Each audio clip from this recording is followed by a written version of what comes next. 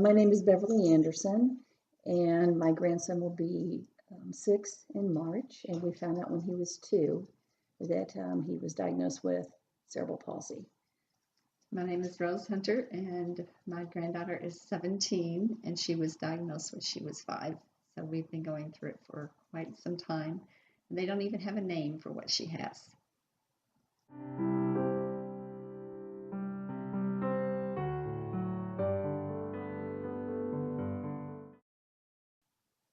I think you have to be a very good listener, number one.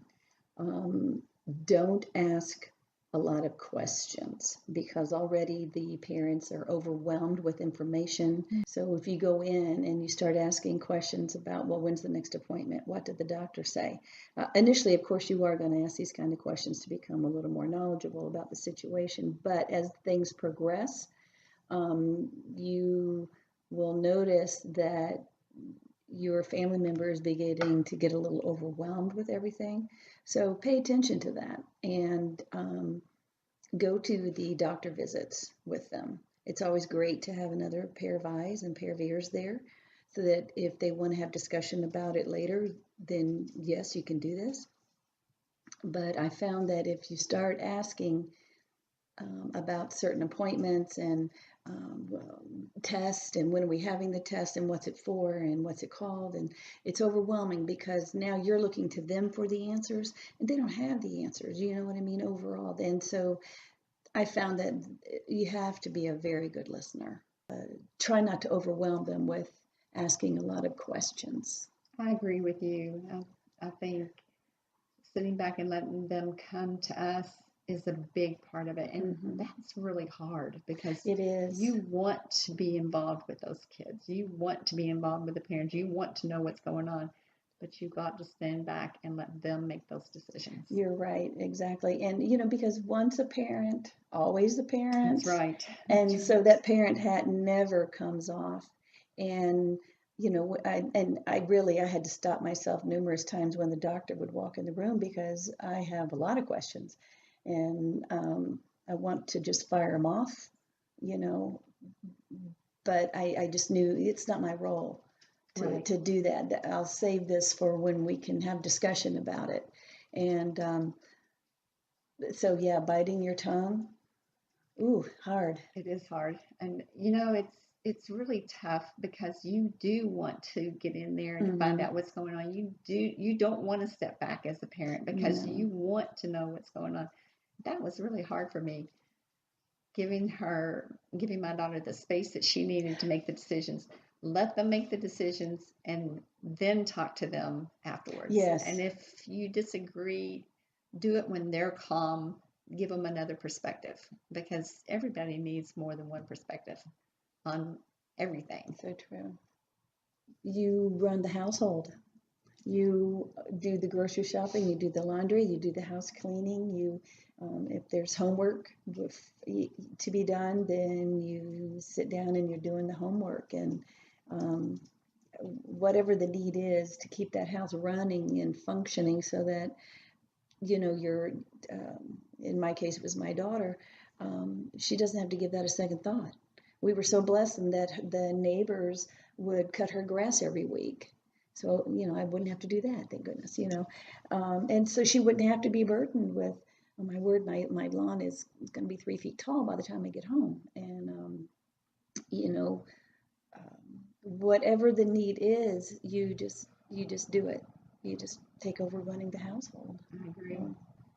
And it's a tough road to go down. It's tough for the parents. It's tough for the grandparents. The parents are first in line because they're hearing everything straight from the doctor and the decisions that have to be made. It's tough. Just mainly be there for them, and like you said, pitch in where they need help. That's really important. A lot of people converging at the same time can be overwhelming because you kind of want to make sure that everyone is taken care of, and for my daughter, even when her friends would come to visit, if there were a lot coming in at the same time, it was too much. So you kind of have to sometimes be the gatekeeper and monitor that, and just say, another time would be better. And also, if you have people who want to bring in meals, well, that's all great and that's wonderful, but we're spending all of our time at the hospital, so we're not home enjoying your, lovely dinner.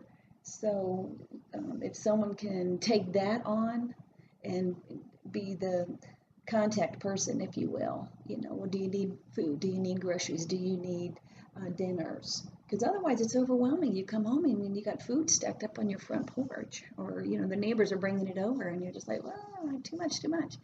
So Bringing the fresh food to the hospital it's rewarding for the parent and the child to get home cooked, mhm. because hospital food is just not the best.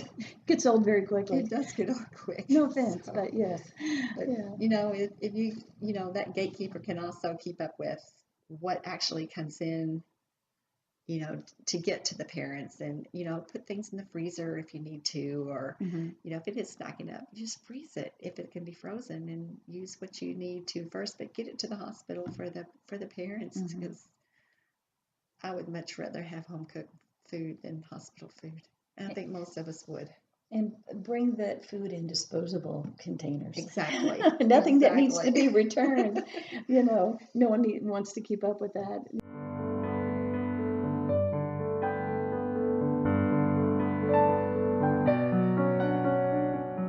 Prayer is Uh, so important, Invaluable. invaluable. Yeah, Exactly. yeah. And, praying for the parents to make the right decisions, and for God to lead them down the right path. That's huge. Yes, That's yes. really, really large in their lives. And it's an encouragement for them, to give them peace on their decisions. And Right. Yeah, so true. Yeah. And to pray for the physicians and the hospital staff and everyone yes, who was involved with the care, and um, it's just invaluable. I mean, there were times when I would just step out of the room and just have a quiet moment and, just be in prayer. And a nurse would walk by and just do this, just put the hand on your back. And you just knew that she was with you in that, and that was invaluable. it is invaluable. I agree. Yeah.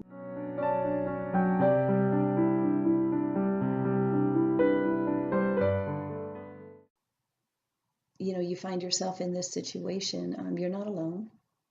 And there are organizations that you can reach out to, and know that we feel your pain, and we hate it for you. We hate it for us. And Exactly. She is joy for me to see her, and that she always has that smile for you. mhm. Even when she's feeling terrible, she'll always smile and say, "It'll be okay, Grandma." And it's taught me not to complain when I feel bad.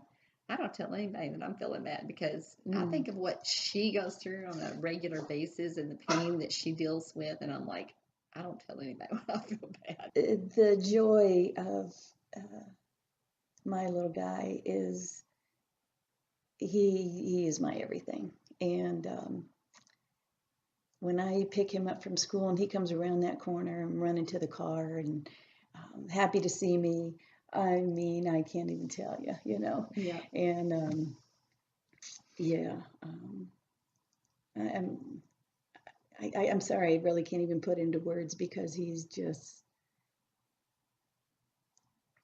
wouldn't trade him for anything. Yeah.